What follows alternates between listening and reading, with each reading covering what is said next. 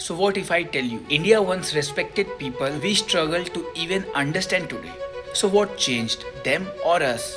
In 2026, changes were proposed in Transgender Person Amendment Bill. But this is not about just a law.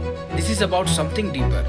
How we see other human beings. Open your ancient Indian text. In the Mahabharata, there is Shikhandi, a warrior who didn't fit traditional gender roles yet shaped history. So temples like Kovagam still celebrate gender diverse identities every year.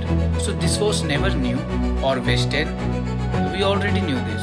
Now let's come to today. According to India's own data, around 4.88 lakh people identify as transgender. That's just 0.04% of population. But here's the real story behind the numbers. Literacy rate, only 56%, much lower than national average. Unemployment, around 48%. And many don't even appear in official record because most systems still see only male and female. Imagine existing but not being counted. So what does science say? Not everyone fits into simple categories.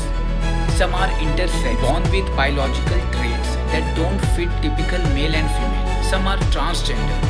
Their identity doesn't match their assigned sex, and global bodies like the World Health Organization and United Nations recognize these differences. So this is not confusion, this is human diversity. So now ask yourself honestly, when you hear these terms, do you feel understanding or discomfort? Because studies show 59% of people in India still see homosexuality as morally unacceptable. So maybe the issue isn't them, maybe it's what we have been taught to believe. And the consequences are real. Many rejected by family, many drop out of school, many face social discrimination. Even more serious, 50% attempt suicide before age 20. Around 31% die by suicide.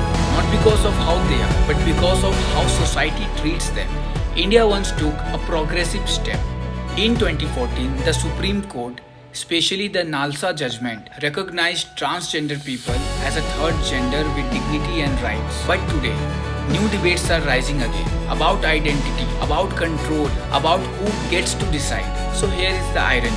We progressed in technology, economy, infrastructure. But when it comes to accepting people, we are still confused. At the end of the day, this is not about labels, not about categories, not about them versus us. Because behind all this debate and data, there is just human being who is trying to live with dignity. So maybe the question is not why they are different. Maybe the real question is why our acceptance is still limited when our own history wasn't.